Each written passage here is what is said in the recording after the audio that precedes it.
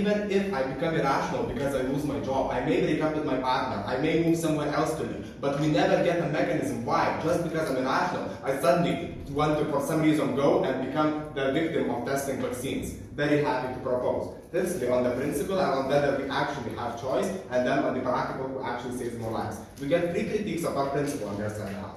Firstly, is that like when you do drugs, when you do alcohol, at least you get something for yourself, whereas on our side, you don't get anything for yourself if you die, right? Two notes on this, right? Firstly, it's very uncharitable of them to assume that these people will get absolutely nothing for like going and becoming subjects to these experiments. We tell you that like a lot of nations glamorize and glorify their national heroes, the people who died in wars. So it's very natural to assume that these people will also be remembered in good life, and they will have like glorification. And it's in fact far more important for many people than money, because it's like makes the memory important and remembered by many generations to come. But then secondly, even if like sure you get nothing, we tell you that in certain cases it's more justified to do something that will give you nothing, that will make you in fact more sad, but if it does something good for the community in return, right? For example, I would be happy if I stole your wallet, but it's not good for the community. Same way, like surely I may be unhappy if I die, but it's better for the community if I die, therefore it's like justified. Second critique on the principle they give us is like the choice and the coercion, and like the people cannot act rationally and therefore like become victims of tests, right?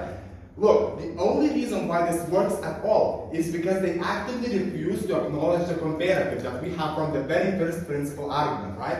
Notice how on their side, the people who are dying is like thousands of people who are dying from the virus. These people are being coerced into being dead. These people have like no consent. Even if we're like being extremely charitable here and take the absolute best case scenario where like all people in pandemics will become like extremely irrational, and the result of that irrationality will be going and texting for vaccines. Even then we tell you that we still have at least a little bit consent when dying on our side of the house, because you at least come to the doctor's office, you hear like, oh, you might die actually, and you still have to say like, yes, I consent to this, right? That's still a little bit more consent than the consent that they have on their side, which is like no consent at all when people are killed by this virus, because the virus comes and you cannot like consent to the virus being in your body.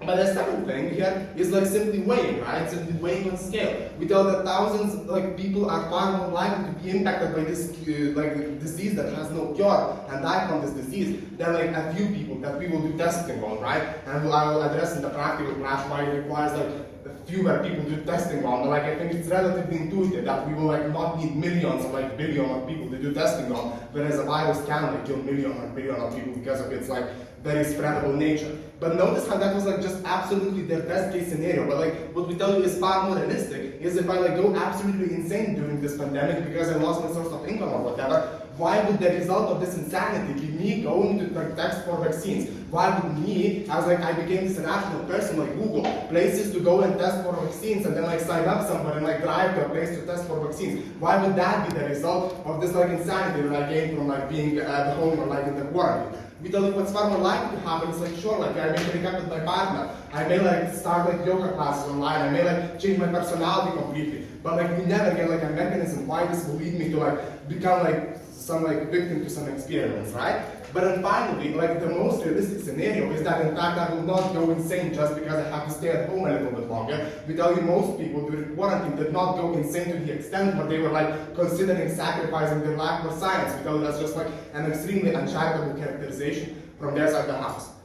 The final critique that we get on our principle then is oath, and like doctors' oath and how doctors ought not to do active harm. We tell you that another place where the hypocrite's oath is like also broken is, for example, in war. But if, for example, in war, if you get like a bullet in your arm, it's likely that your arm will be just cut off instead of like trying to get out that bullet out of there, because the urgency of the situation requires you to break the oath to like have more time to save other lives. We tell you that this is a very similar situation because it's like also extremely urgent, and at such point you like have no time to like do all of those considerations, right? Is there any POIs before I move on to the next branch? No. Alright, then moving on to which side saves like more people. They gave us like two reasons why people are unlikely to be saved outside the house. Firstly, it's about trust, then it's about like people will die from texting. Addressing the trust right now. They say like, oh, like people will see that many people are dead, and they will see like doctors kill these people, and therefore will have like no trust in the medical system, right? Firstly, the very important point here that they miss is that this is literally about the minority of people. We tell you no matter what doctors do, the majority of people still have like common sense and rational sense, and they still like see doctors as like these authoritative figures and like understand that some sacrifices are necessary in creating a good thing. And it's like very few people that are like conspiracy theorists that will actually be affected by this. And in fact, it's very likely that these are the same people who will be affected anyway, because these people who are like conspiracy theorists and don't trust the science, they don't need like any good justification for that. Notice how like in COVID times, there was really like no justification to not trust the COVID vaccine, but they still found reasons. They thought it was like created by like billionaire lizards or whatever, right? The second point is, where are you more likely to not trust the medical system? If the creating of the cure lasts forever and literally kills your family members, or if like some people die in the process, but at least it comes sooner. We tell that the way in which people become skeptical of the medical system is when they see their relatives literally being killed by this system, by the inefficiency of the system, and they see the system doing nothing. This is the reason why this is because of my family, to me, matters far more than like some random people that I don't know who died in like somewhere in like disease testing, right? So like, therefore, if this disease goes on for longer and my family gets affected or like they lose their job, I'm far more likely to become like skeptical of the system than if I like read an article about some random person that I don't know being killed somewhere in the USA.